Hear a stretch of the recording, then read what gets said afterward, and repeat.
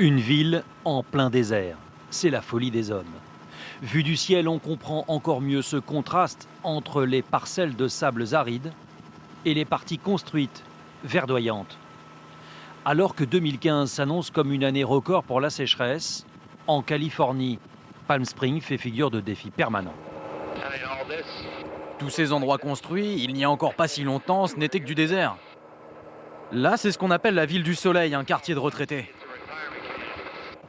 Piscine, golf, hôtel-club, une ville de confort où l'on dénombre 120 terrains de golf, un lac artificiel.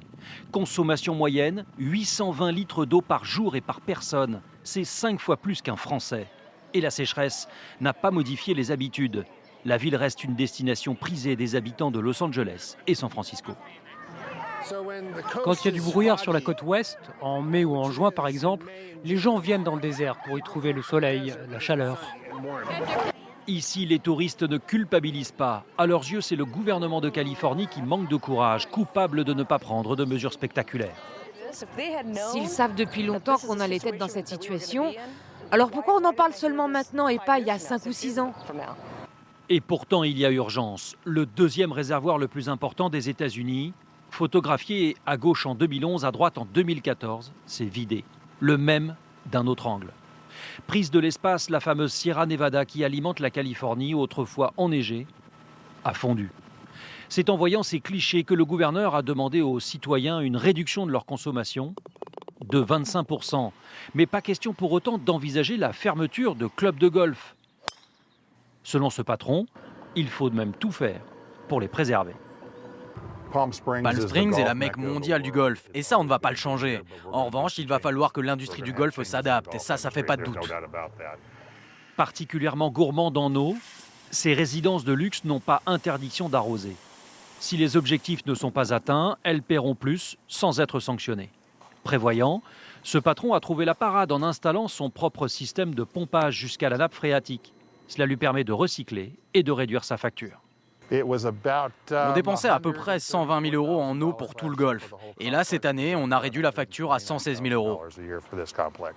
À Palm Springs, dès le printemps, le baromètre dépasse les 45 degrés. L'usage de l'eau est évidemment un enjeu pour tout le monde. Certains font la chasse aux abus en filmant eux-mêmes ce gaspillage, comme l'arrosage de ce camion. Et voilà comment on utilise l'eau en Californie. Des vidéos qui sont ensuite postées sur Internet. Les auteurs espèrent faire changer les mentalités, stopper les fuites d'eau en pleine rue, arrêter définitivement l'usage des fontaines dont l'eau coule en permanence. Ce qui enrage une partie de la population, ce sont ces pelouses qu'il faut arroser fréquemment. La Californie n'est pas à un paradoxe près. Pour faire bonne figure, certaines municipalités ont mis à l'arrêt des fontaines à eau, mais de l'autre, elles multiplient les projets de construction et donc augmentent les besoins en eau. Sans mesures restrictives, le salut ne peut venir que du bon vouloir des habitants. Marie a fait le choix d'un jardin qui n'a pas besoin d'être arrosé. Ces plantes du désert puisent naturellement leurs besoins dans la terre. Un choix qui, selon elle, devrait être obligatoire.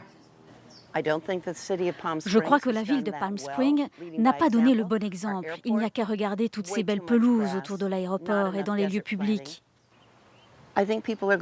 Les gens doivent se réveiller. Il y a trop de signes inquiétants. Il faut agir de façon responsable. Marie fait figure d'exemple à Palm Springs, n'empêche qu'elle n'a quand même pas décidé d'abandonner la piscine.